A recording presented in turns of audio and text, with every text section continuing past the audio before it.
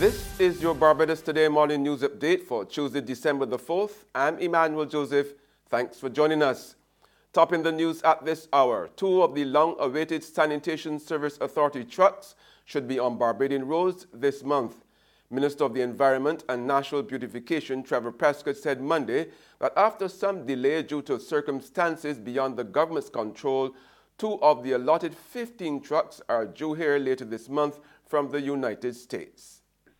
Obviously, we're creating lots of other problems as a result of the people dumping the garbage and so on in gullies and in cart roads and so on. So if you look at major health problems, but I think that the sensible thing to do at that time was to at least get rid of the tipping fee. It should have never been there. But obviously, it has implications for the wide agreement with SBRC and so on as well. But the government is also putting additional fees in place so that we can at least end up paying a reasonable amount to SBRC for doing what they're supposed to do. Meanwhile, government and the Ralph Busy Williams-owned Sustainable Barbados Recycling Center are renegotiating a $24 million contract that will result in a slashing of revenue to the garbage collection facility at Vaucluse, St. Thomas.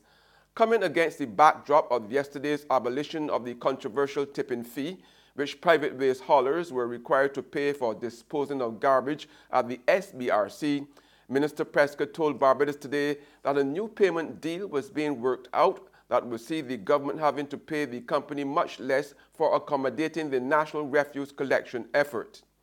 Under the original deal, the government had contracted the company to collect and process an average 1,000 tons of waste per day and be paid $24 million per year to do the job. However, both government officials and Williams conceded that the facility has not been able to honor that, as several private haulers and individuals have been illegally dumping the garbage collected from customers because they either could not afford to pay the $25 per ton tipping fee or were refusing to do so. All the garbage that has been dumped in the gullies and wherever else, cart roads and whatnot, will now come back to the garbage center where it should have been coming all along. So the island will gradually get cleaned up. The Sanitation Services Authority will no longer have to spend money cleaning up illegally dumped garbage. So it's a win-win for all concerned. They were spending more money cleaning up illegally dumped garbage than they were collecting in tipping fees. For his part, the SBRC boss made it clear that he was fully on board with the government in its removal of the tipping fee, even though it would mean a reduction in the initial contract valued for the collection and processing of the garbage. Williams confirmed that a new deal was being negotiated that would be in keeping with the government's cost-cutting program.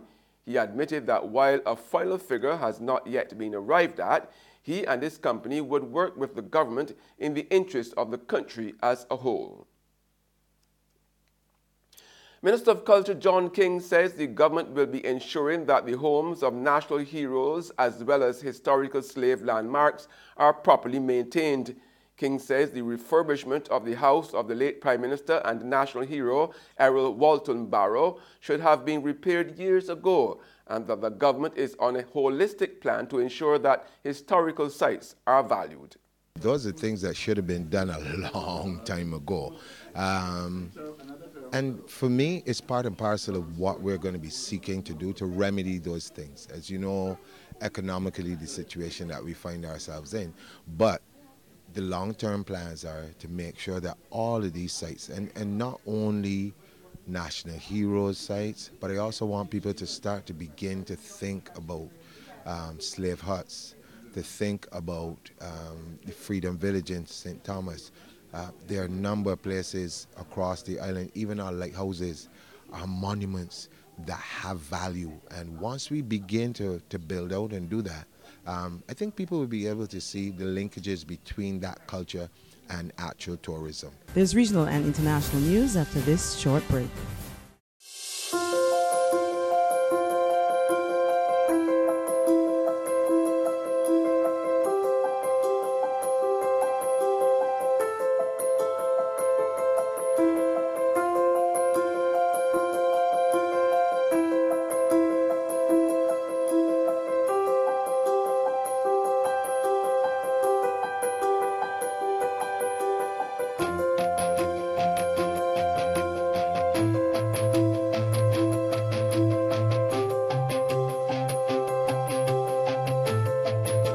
Barbados Today, news you can trust. Welcome back with news from the region now. A traumatized family in Trelawney, Jamaica is trying to grapple with the suicide of their 11-year-old autistic son. The boy reportedly took his father's licensed gun and shot himself. More in this report from TVJ News. The face of 11-year-old Malik Lawman. His death was too much for members of the Bellevue United Church who sought comfort from a supreme being by spending additional time in the sanctuary. A relative of the little boy explains what happened inside this two-story house. The little youth come downstairs, put on a slippers to go out through the gate. And him come down to retrieve him because he's autism. Him not know really what I'm do. And him put him inside and just stopped to pick up some clothes off the line. And the little boy go upstairs, get a chair and climb up and find the gun. And that was it. Frantic family members later ran to the area where they heard the explosion. It was too much for Malik's father. The relative said the father fainted and was rushed to hospital. And on the international scene, the United States expects immediate action by China on trade issues after a deal reached by the country's leaders, including lower tariffs on automobiles and measures against intellectual property theft and forced technology transfers. That's according to a White House official. Now, U.S. President Donald Trump and Chinese President Xi Jinping agreed to hold off on new tariffs for 90 days during talks in Argentina on Saturday, declaring a truce following months of escalating tensions on trade and other issues. Reuters TV has the rest of the story. The United States and China have agreed to a ceasefire in their trade war, but they seem to have conflicting ideas about what comes next. I'm Andy Sullivan in Washington, where President Trump is saying he expects trade barriers to fall quickly after meeting with Chinese President Xi Jinping at the G20 summit this past weekend. That exuberant talk is boosting the markets, but it's not what we're hearing out of Beijing. Chinese state media only saying that they'll work to gradually balance trade between the two countries. One thing is certain, Trump and Xi agreed to hold off on any new tariffs for 90 days while the two sides talk. That's where the agreement seems to end. Trump saying China will drop tariffs on American automobiles, also saying China will start buying U.S. farm products again. That would be good news for farmers who have been caught in the crossfire of a tit-for-tat tariff war this year.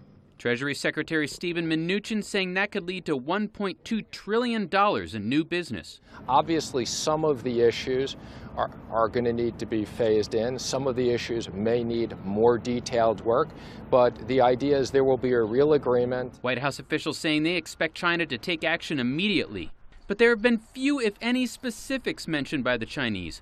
No pledge to cut the current 40% tariff on imported U.S. autos, and no specific commitment to drop tariffs on U.S. farm goods. And that's news, but for the very latest, visit our website at www.barbadostoday.bb. You can also subscribe to our e-paper, email updates, or like us on Facebook, and sign up for breaking news alerts via WhatsApp. We are also on Izumi Media in-bus terminals, as well as screenplay at supermarkets and gas stations near you. Now, you can also hear us on Mix 96.9 FM. I'm Emmanuel Joseph. Have a fantastic day.